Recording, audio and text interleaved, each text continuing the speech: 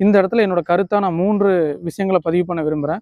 முதல் விஷயம் மக்கள்கிட்ட நான் என்ன சொல்ல விரும்புறேன் அப்படின்னா, எந்த ஒரு விஷயம் யார் என்ன சொன்னாலும் அது உண்மையா, பொய்யா அப்படிங்கிறத பார்க்காம 30 செகண்ட்ல 30, 40 வருஷ வரலாற மாற்றி அவங்க சொல்லும்போது, அது எது சரி, எது சரியில்ல அப்படிங்கிறத பார்த்து தெரிஞ்சுக்கிட்டு நம்ம அதுக்கேத்த முடிவு எடுக்கணும். ஸோ ஒரு 30 செகண்ட் ரீல்ஸ வச்சோ, இல்ல ஒருத்தர் பேசுறத வச்சோ, ஆ இத்தன வருஷம் ஆட்சி செஞ்சவங்க செய்தது இல்லன்னு ஆகாது.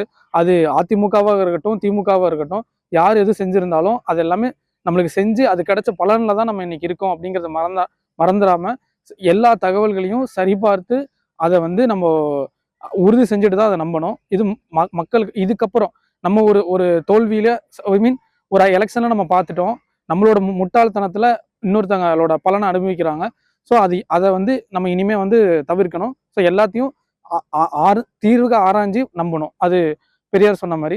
செகண்ட் விஷயம், கழகத்துல இருக்கிற சாதாரண ஒரு நிர்வாகி கிட்ட நான் சொல்லிக்கிற விஷயம், நம்மளை சுத்தி இருக்கிறவங்க எல்லாரும் அரசியலை பத்தி புரிதல் இல்லாம தன்னோட தலைவன் ஒருத்தன் அரசியலுக்கு வந்திருக்காகிறதுக்காக மட்டுமே அரசியல் பேசுற ஒரு கூட்டத்தை சுத்தி நம்ம இருக்கோம்.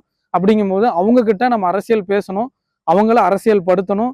திமுக என்ன செஞ்சிருக்கு, கலைஞர் என்ன செஞ்சிருக்காரு, ஸ்டாலின் என்ன செஞ்சிருக்காரு, அவங்க செய்யற சின்ன சின்ன திட்டங்கள் தொலைநோக்கா எவ்வளவு மக்களுக்கு நல்லது பண்ணியிருக்கு அப்படிங்கிற ஒரு விஷயத்த அவங்களுக்கு புகுத்தணும். அவங்களுக்கு மட்டும் இல்லாம இன்னைக்கு ஒவ்வொரு எத்தனையோ பேர் கட்சி தொடங்குறாங்க, எத்தனையோ கட்சிகள் இருக்கு. அவங்க எல்லாருக்கிட்டையும் நம்மளோட விஷயங்களை கொண்டு போய் சேர்க்கிற கடமை ஒவ்வொருத்தராக நம்மளுக்கும் இருக்கு. முதல்ல எலெக்ஷனுக்கு முன்னாடி நம்ம இவங்கெல்லாம் என்ன பண்ணிடுவாங்க, இந்த இன்ஸ்டா ரீல்ல என்ன நடந்துரும் அப்படின்னு நம்ம நினைச்சிட்டு இருந்தோம். எப்படி சட்ட பாக்கெட்டுக்குள்ள ஒரு பேனா ஒரு பெரிய மாற்றத்தை கொண்டு வருமோ, அந்த மாதிரி இன்னைக்கு சட்ட பாக்கெட்ல இருக்கிற ஒரு போனு இவ்வளவு பெரிய மாற்றத்தை கொண்டு வந்திருக்கு. ஸோ பேனாவையும் நம்ம வந்து சாதாரணமா எடை போட முடியல, இன்னைக்கு இருக்கிற போனையும் எடை போட முடியல. அதனால நீங்க ஒவ்வொருத்தரும் உங்களோட போன்ல இந்த மீட்டிங்ல பேசின மாதிரி உங்களால முடிஞ்ச ஒரு விஷயத்த ஒரு உண்மையை யாராச்சும் இப்போ அந்த ஸ்கூல் பேக் நிகழ்ச்சியில் நடந்த மாதிரி ஏதாச்சும் ஒரு தவறான அவதூறு பரப்புற செயலை செஞ்சாங்கன்னா அதுக்கான பதிலடி நீங்க கொடுங்க. இன்னைக்கு எல்லாரும் பேசுற மாதிரி இன்னும் நிறைய பேர் பேசணும்.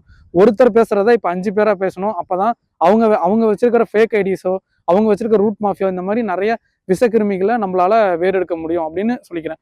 3வது விஷயம், திமுக கழகத்துக்கு நான் சொல்லிக்கிற ஒரு கடைக்கோடி தொண்டனை நான் சொல்லிக்கிறது, கலைஞரும் அண்ணாவும் பாடுபட்டது சொன்னது என்னன்னா, குடிசையிலையும் திமுக இருக்கணும், கோட்டை செவருலையும் திமுக இருக்கணும் அப்படின்னு சொன்னதுதான்.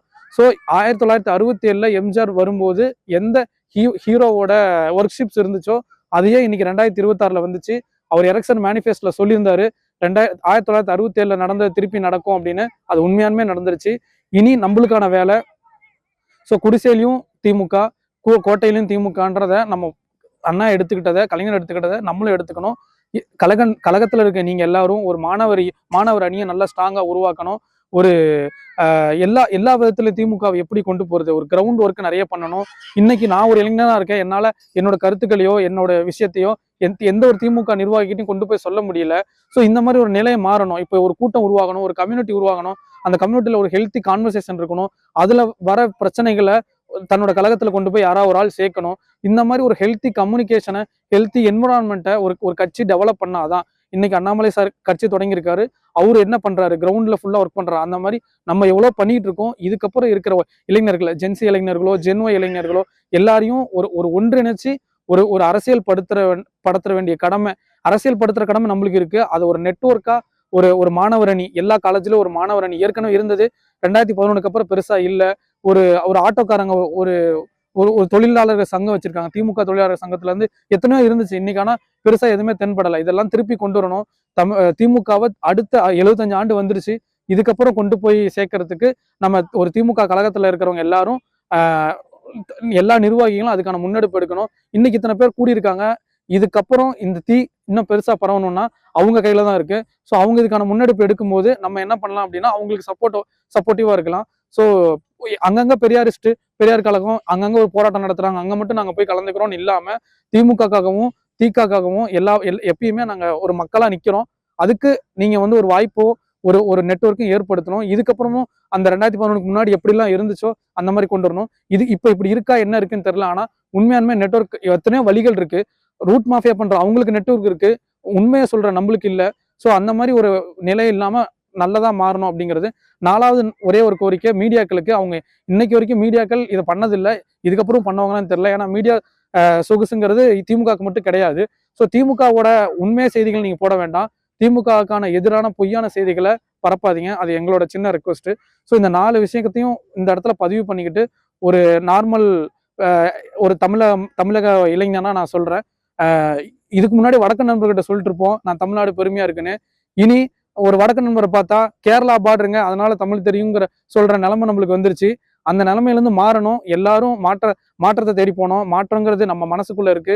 நம்ம எல்லாரும் சமூகத்தை அக்கறையோடும் திமுகவோட அரவணைப்போடும் இந்த லெவலுக்கு இருக்கும். இதை இன்னமும் மேல கொண்டு போறதுக்கு நீங்க எல்லாரும் ஒன்று சேர்ந்து இந்த இது மட்டும் இல்லாம இதுக்கப்புறமும் முயற்சி செய்யணுங்கிறத என்னோட வேண்டுகோள். இந்த வாய்ப்பு கொடுத்ததும் நன்றி. திமுகவுக்கும் எனக்கு நடுவுல யாரு வந்தாலும் நிர்வாகம் பொறுப்பல்ல. இது கிட்டத்தட்ட ஒரு 3rd கிரேட் ரவுடி பேசுற வார்த்தை. அப்போ இவங்களுக்கும் திமுகவுக்கும் நடுவுல வந்தது யாருன்னா கூட்டணிகள் தான் இருந்தாங்க. நாங்க வெளியே இருந்து ஆதரவு தெரிவிக்கிறோம். நேத்திக்கு அவர் அவமானப்படுத்தினது கூட்டணி கட்சி தான் அவமானப்படுத்திருக்காரு.